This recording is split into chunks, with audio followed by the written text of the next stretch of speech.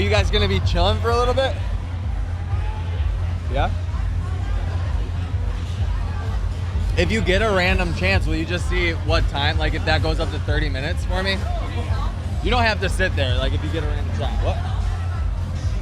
He'll do it. Unless, if you could just keep an eye on the screen, once it says 30 minutes, just let me know. So thanks. You're scared of the chair? Yeah, it's hard to get up here. Like, I feel like I'm gonna tip it over. Yeah. And it also feels like the fabric is gonna break. Like I'm gonna fall through it. How heavy are you? 182. Dude, we almost weigh the same weight? That's crazy. You got it all in your legs, though. Yeah, I'm sturdy. That's cool, dude. What's up, everybody? Welcome back to another episode of the Counterculture Podcast. I am here with... Colten Mertens, muscle hamster. What'd you say? The muscle hamster. The muscle hamster? Yeah. Colten, what do you do? I raise pigs, play with my wieners, and I do CrossFit. 5 wiener dogs, and we have litters once in a while. Hopefully we'll have one in like a couple months. But yeah, just hang out with them, feed the pigs, and try and get as fit as I can. Heck yeah, dude. So Colten is a CrossFit Games athlete, super fit dude. But dude, I think one of the coolest things about you that I've seen, because I pay attention to your content, is that you're actually a normal fucking person too. Yeah, normal-ish. There's a lot of things about me that aren't super normal, but I'm normal in the fact that like I have a job and I take care of all my own stuff, and then I'm also like a CrossFit Games athlete. So for a lot of these guys that I'm competing against, they're training full time and they're at like a training camp and have all the coaches and everything, and I go to the farm every day and then come home and train alone in my garage. And so I think a lot of people resonate with that, and especially like blue collar people who are doing manual labor jobs and who also do CrossFit, because they really understand like how hard it can be to get yourself into the gym after like a long day of just working on your feet. And yeah, that's what I do. Yeah, how do you manage to do that? Because the stuff that you do is like actual labor, and then on top of that you have to actually do a physically demanding second job, which is being a CrossFit Games athlete. What's that life like? How do you fit it in? My best attribute is that I'm just really stubborn. So I just like a lot of people, when I graduated college and I decided to go farm and also wanted to compete in CrossFit, I would tell them that was kind of the plan, and they would look at me like, "Okay, that's kind of crazy. Like, you're not gonna make it doing that." And it was hard for several years. I used to have to work a lot longer hours on the farm, and I mean, in the summers when we're in the fields and things like that, there was days there was like 5 a.m. to 9 p.m. and then I go home and train in the shed afterwards. Jeez. But yeah, I didn't quit because I'm just stubborn, and yeah, it's been slowly, bit by bit, paying off. So did you grow up on a farm? Yeah, so I'll be the 5th generation of Mertens farms in southeast Iowa. I think the farm's been there for around 110 years. Holy crap, dude! What? Yeah. That's wild. Yeah. So what exactly do you guys do on the farm? It's a pig farm? Yeah, but we have pigs, cows, and we grow corn and soybeans. And I mean, the farm's changed a lot over the years, just adapting with like each generation that comes along, and just with the climate along agriculture. Like we actually used to raise bison on the farm when my grandpa was farming it. I remember like farming the bison when I was a small kid. But then we kind of got big into pigs and pulled back on cropland and got away from cows. But now we pulled back on pigs a little bit, have a lot more cropland and a few cows too. So I mean, it's busy. My brother, he raises dogs, and I raise some dogs at home as well. And in the future, I'd like to get some pasture pigs, start raising them, and just kind of keep growing and expanding it, because, you know, to try and just like fit room for my brother and I, and even my cousins, to grow into the farm and be able to create enough business and revenue for us all to be doing it full time, rather than like we see on a lot of farms is like the older generation they just don't retire. They farm until they die. So I mean, if they're 75, 80 years old, still farming, running the tractor and managing everything, then the next generation, I mean, they might not get to farm and like actually take things over until they're in their 50s or 60s. And they might have to have another job in town. So ideally we could get enough business going with the farm so to just fit the whole family in. So that's kind of some things that I'm thinking about long term. So yeah, I've heard that like farming business is actually pretty rough. Is that true? Yeah, I mean, there's just so many different things that you have to understand and kind of deal with. And I mean, you have to be able to manage people if you have hired hands. You have to obviously know like how to manage the livestock and all the work that comes along with that. And you're subject to, the market prices, and, you get to buy at retail and you sell it wholesale. And, you go and get to make your prices. It's whatever the market is doing. And a lot of factors can come into play, like, crop disease or drought or things like that. And it's just like a lot of people are good at farming, but they might not be so good at the business end and managing your finances. And something that's just really important is like knowing where your money's going and having a plan for the future, and like actually really looking at things and running it like a business, because a lot of farmers don't want to be like a businessman or a business manager. They just want to farm. But I mean, you have to be able to do both. Is that like, so for most farmers, is it like they're passionate about agriculture and like animals, farming, all that stuff, and like, so they don't really look at it like you're saying in a business mindset because they're just passionate about it? Yeah, exactly. They like farming, and then like the paperwork and business is something that they like, oh shit, I gotta go do this. And if they're not paying attention to that, then it's hard to keep a farm around for 5 generations. And even another difficult thing is just like, sometimes the kids on the farm don't want to come back and work on the farm. So, I mean, part of it is like just luck. Some people have interests outside the farm, but also trying to create an environment where like they feel like there's a spot for them, where they feel valuable, where they enjoy farming and kind of working with the family, which can be a pretty delicate balance as well, because a lot of farms are family farms, so it can be difficult like working with your family sometimes, but it's something you gotta try and manage.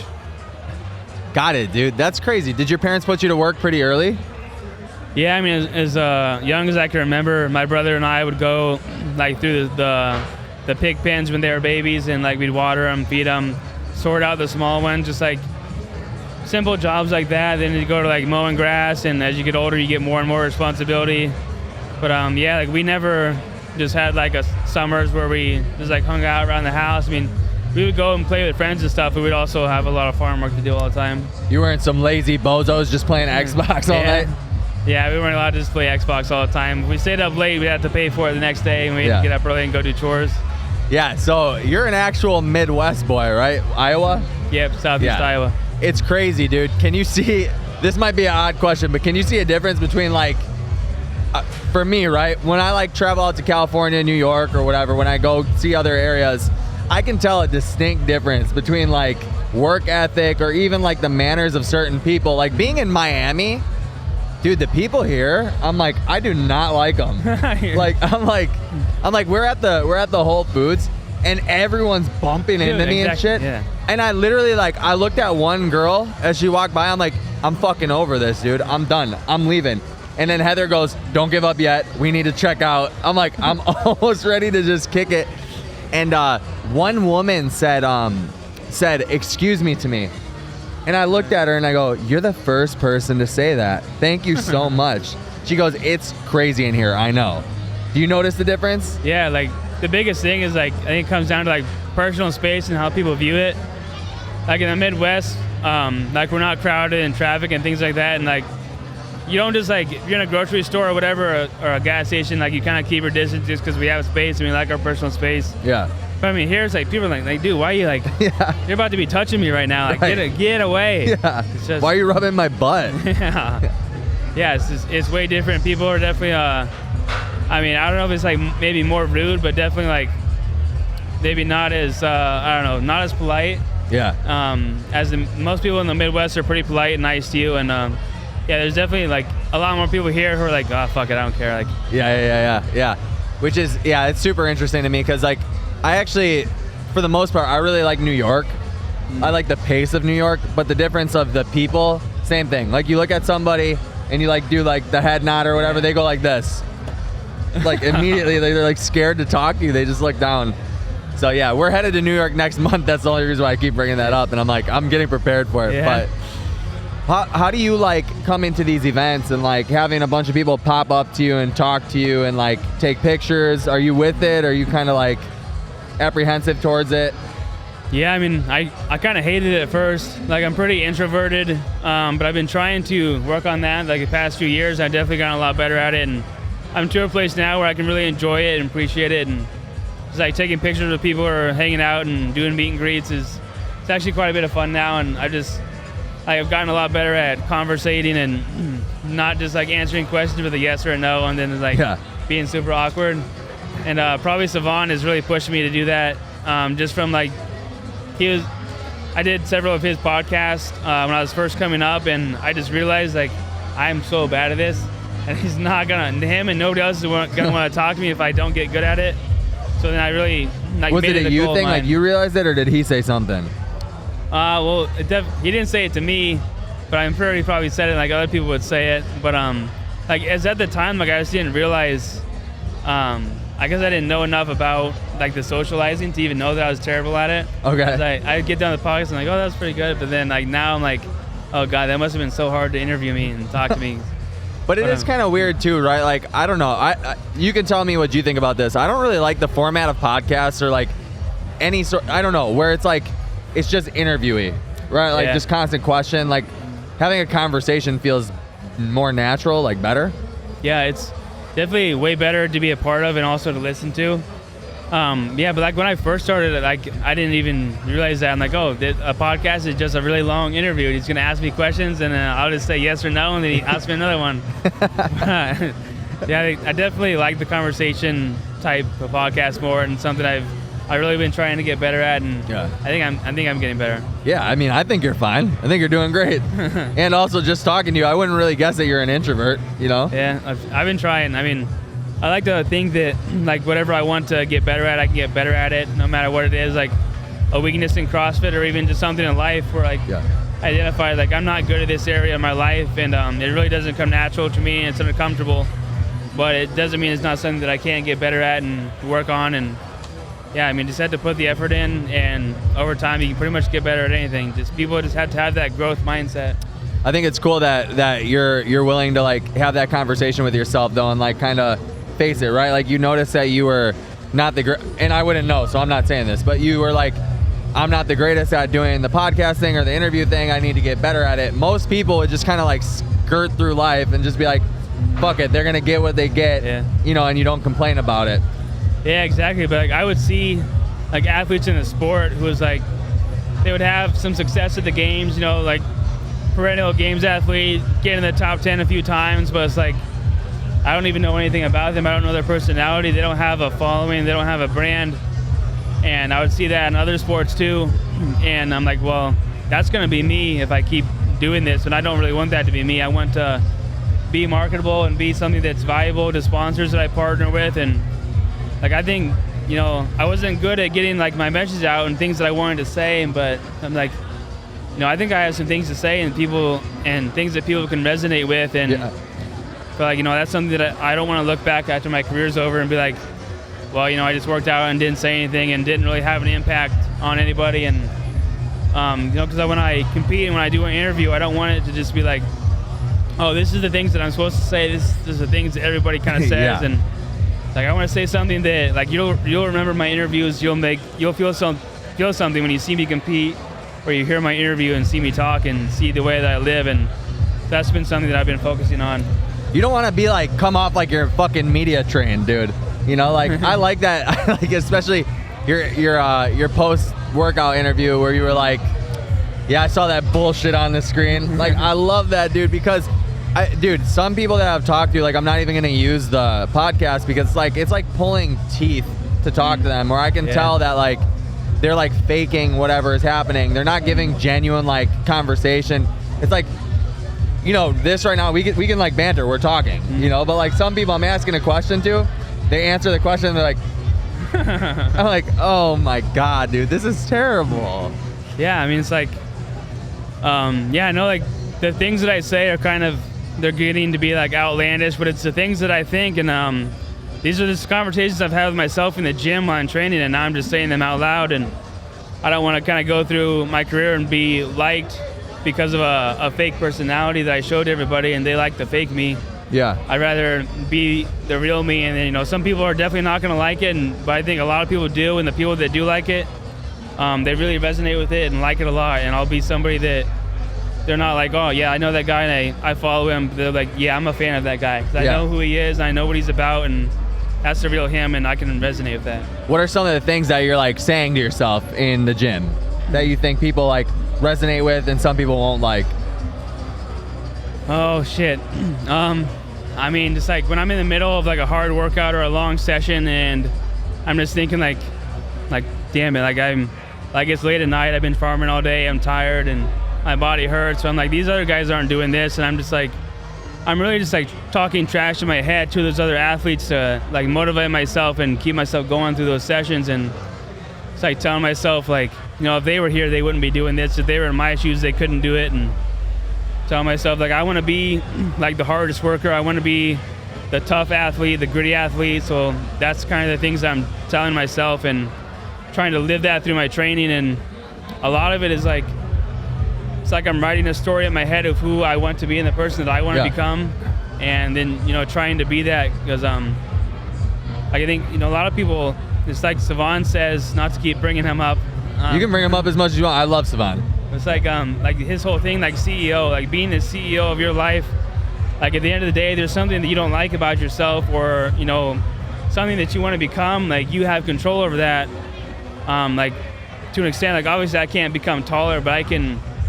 You just got to put high platform shoes on. That's it. Yeah, exactly. Yeah. Like I can use that to like write my own story. I can be like, you know, I'm just a short athlete, and that's why I couldn't make it to the games, or I couldn't make it in this sport.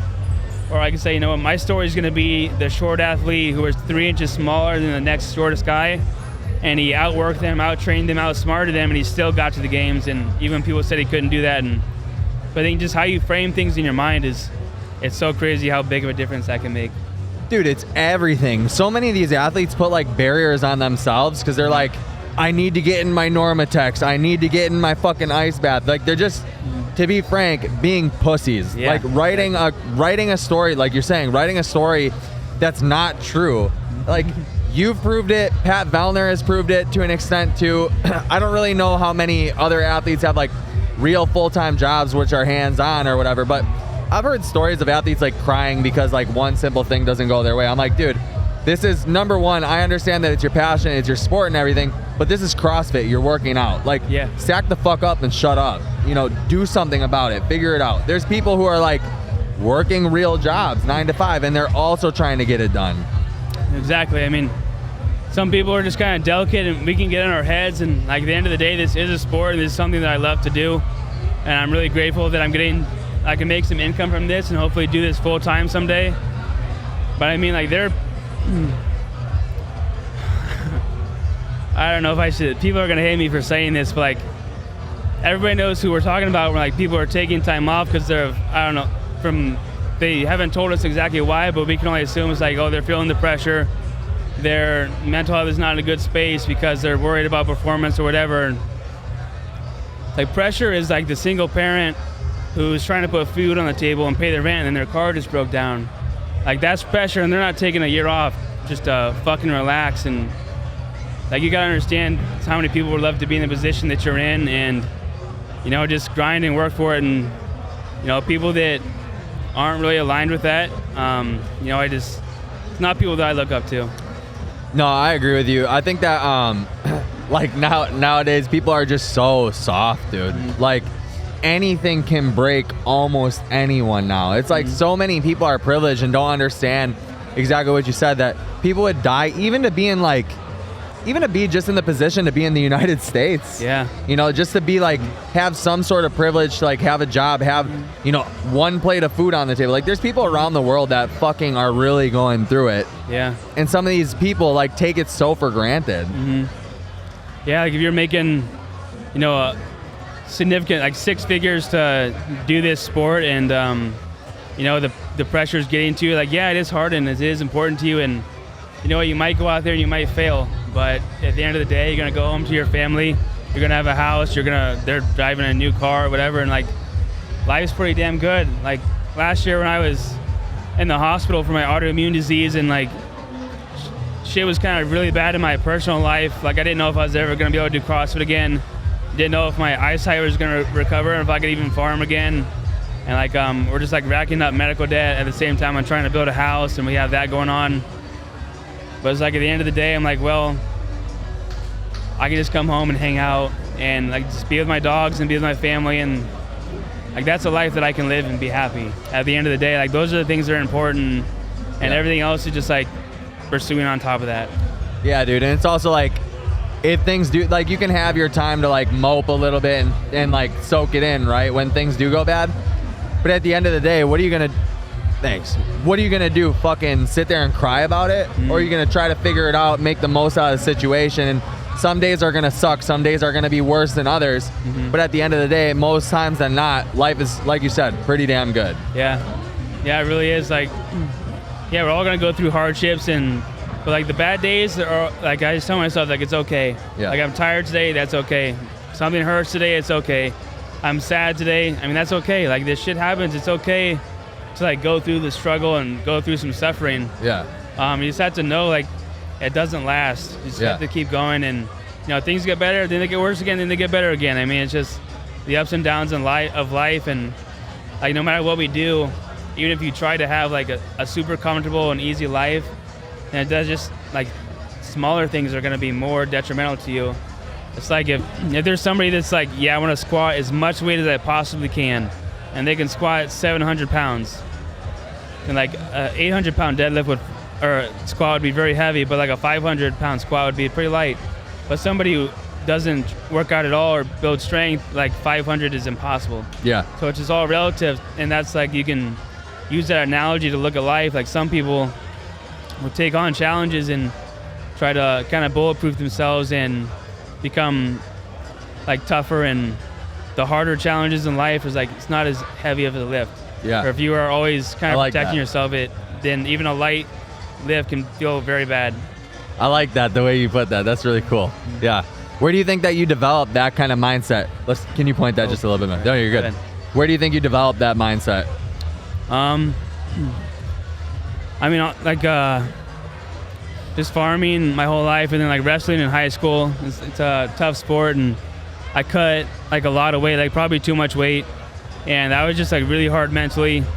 Like there's times I would go days without like eating or drinking anything to try and make weight.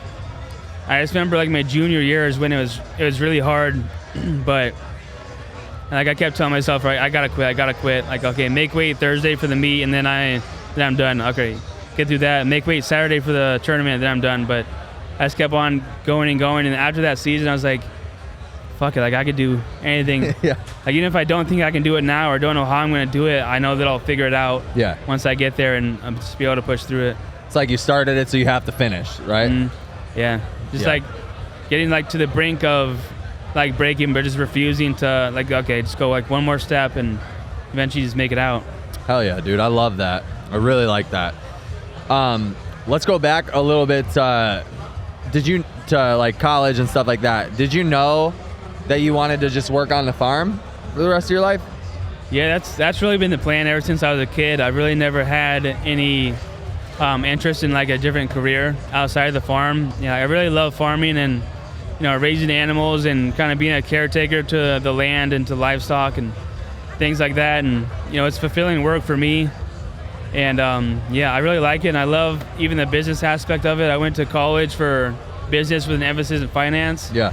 So that stuff's really interesting to me, and I would love to just farm and take care of the business side of things someday. But like right now the goal is to just get to a point where I can train full time and then come back to the farm.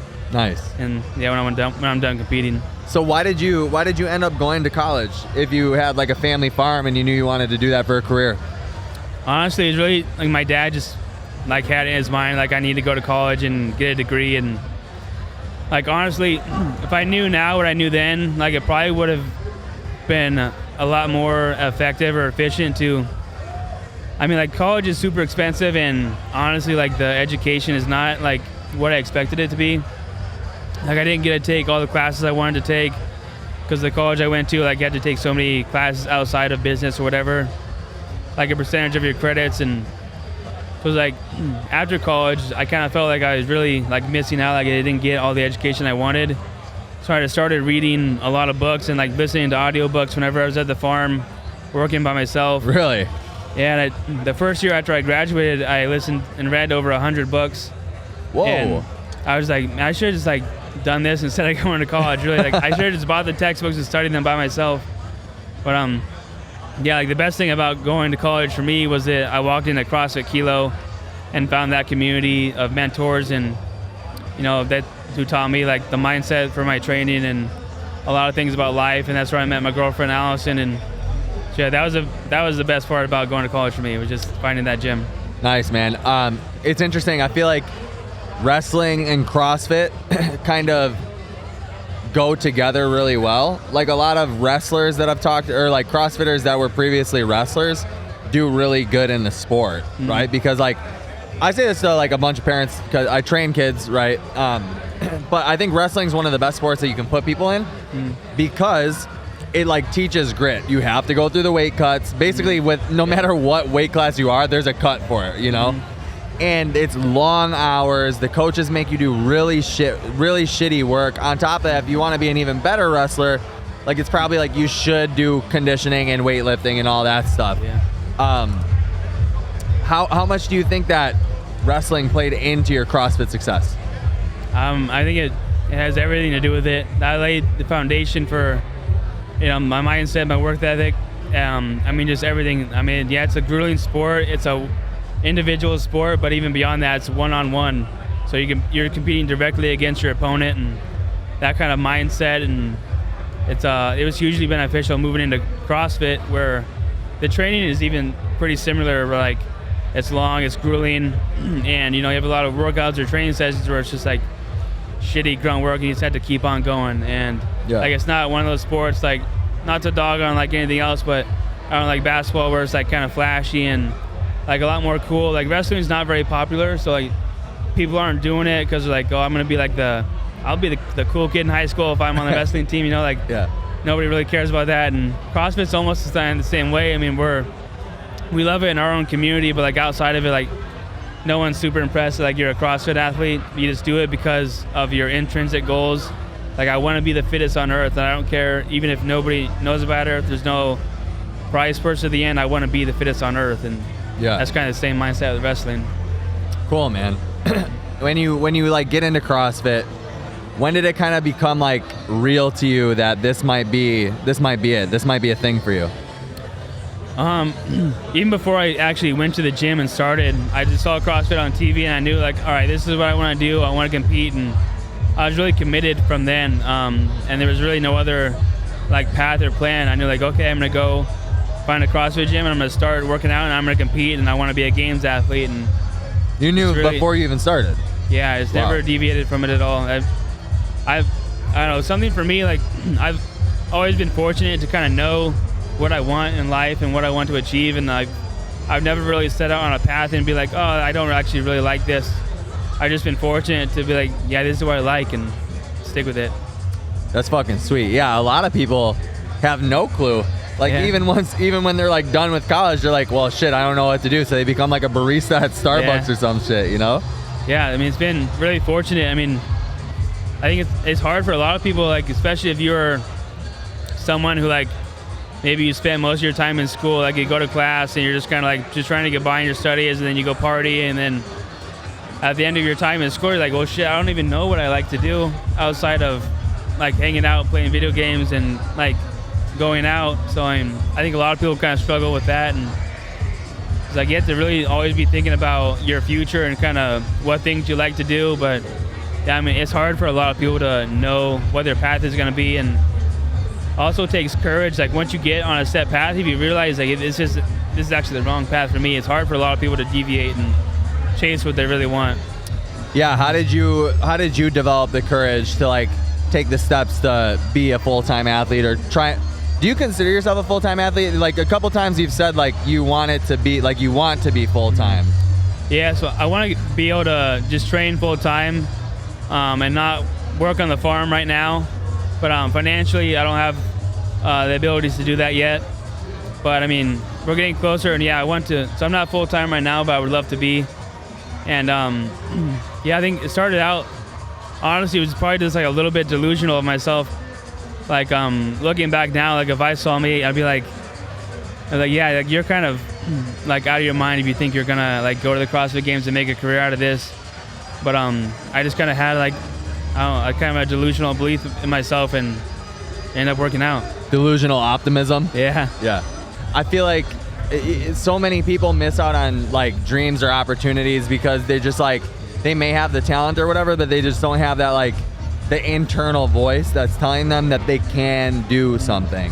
Yeah, I think my success in wrestling in high school probably helped a lot because I saw like my first 3 matches, I went and got pinned in the first period on each of them. But then my senior year, I broke 4 school records and was undefeated until the state finals. So like I knew, damn, like even if I suck at something right now, I can get better. And I just kind of took that same mindset and like, okay, maybe I suck at this right now, but that doesn't mean I'm always going to. I think a lot of people maybe haven't had that kind of experience in their life, and they're just stuck in the mindset of like, oh, I'm not good at this, that sucks. I'm not good at that, I don't have that talent or skill, and then they maybe don't pursue it because they don't like believe like, hey, I can progress and I can learn and I can get better. Do you think that's a trained mindset, a learned mindset, or are you like kind of born with it? Man, I don't know. Like, I would like to think that you can learn it, but there's just so many people who are like so stuck in like the fixed mindset of like thinking that, oh, I'm not good at this, so I can never be good at it. But at the same time, I don't know. Like, that's also kind of a easy excuse to fail. Yeah. Like, I just tell myself I can't, and then I don't have to try and maybe not be able to. So then it's easy, like, oh, I can't do it, so I won't. Yeah. Like, I can't work out, so I'm not going to go to the gym. And then they don't have to feel like, hey, I'm making the choice to not do this thing that I know I should do. I actually don't have a choice. So I don't know. It's hard to tell. That's such a lazy, like, mindset, too, to just be like, I can't do that. Whenever I hear people say that about, like, X thing, I'm like, why? Yeah, exactly. Why? And they're like, well, because of this or because, and I'm always like, it just sounds like a lot of bullshit. Yeah. Sounds like a lot of excuses. Like, if you just had the fucking, all you got to do is take that first step, because, I mean, don't go do this, but like, you'll never know if you can fly if you don't try. Yeah. You know, like, there's just some things in life where like you have to try it in order to know if it's feasible. Yeah. I mean, it's just like so hard because like you talk to those people and like they just won't get through with their mind. Like, I don't know if like they just don't want to because it's like would be difficult, or if they're just totally shut off to it, or I mean, I don't know. I mean, but it is frustrating just talking to those people because like I know you could be so much more, or do so much more. Like this thing you really want to do, I know that you could do it like eventually, but I mean, it's just hard getting them in that right mindset. Do you think part of like that is people, I have this theory that like there's a difference between like I would like to have and I want to have, right? Or I want to be, or I would like to be. And what I think the difference is like people tell themselves a story about themselves in their head, and it's like not true, right? So like they would say, I want to be a business person, or I want to start this thing, and like it's like they never do it. But it's because that's something that you would like to have. It's not important enough for you to actually go chase it. Yeah, that's right. I mean, there's a lot of people who would like to be games athletes, but they like going to the bar on the weekend more, you know, or things like that. And so, I mean, like at the end of the day, you kind of get whatever you want most in life. Like if you want to achieve your goals more than you want to go out and party, then you're probably going to achieve your goals. But if you say that you really want this, but actually you're going out and wasting your time doing those other things, well, to me that says you want those other things more. Yeah. So I mean, it's just like, it's just a big mindset thing. Yeah, it's interesting, dude. So tell me about the wiener dogs. How'd you get into that? Just kind of like CrossFit. Like I just knew I wanted wiener dogs, and I bought 5 of them within like maybe 6 weeks of each other, and they were all puppies. And so we got one dog, Otis, and he's the male of the pack, and we got 4 females: Mabel, Millie, Margot, and Martha. And we're just raising wiener dogs, and they're better than I expected. I obviously like knew like, oh, there's a funny looking dog. Like they're long and super short, and it's kind of like me. They have like long torsos and short legs, so like that's cool. But they have really good personalities, and they're really funny and goofy dogs, and just like love to cuddle and be around you, but also like you can let them outside and then they'll go sniff around in the trees and whatnot. And so, they're just a lot of fun. And we're trying to have a couple litters each year, and they're our pets. We raise them in our home, so it provides people with an alternative. Like there's the big talk about people want to get rid of puppy mills and like adopt, don't shop. It's like that's great, but it's not solving the problem. You know, like these dogs are still coming from puppy mills, and if you want to end that, you have to provide an alternative in the market. And so that's kind of, I'm trying to be a part of that. And like, if you want a Dachshund puppy and you want it where it's raised in someone's home and all the dogs have great lives and it's well socialized and everything, then you can get it from me. You don't have to go to a puppy mill. Yeah, that's cool. Like, so you guys actually breed them?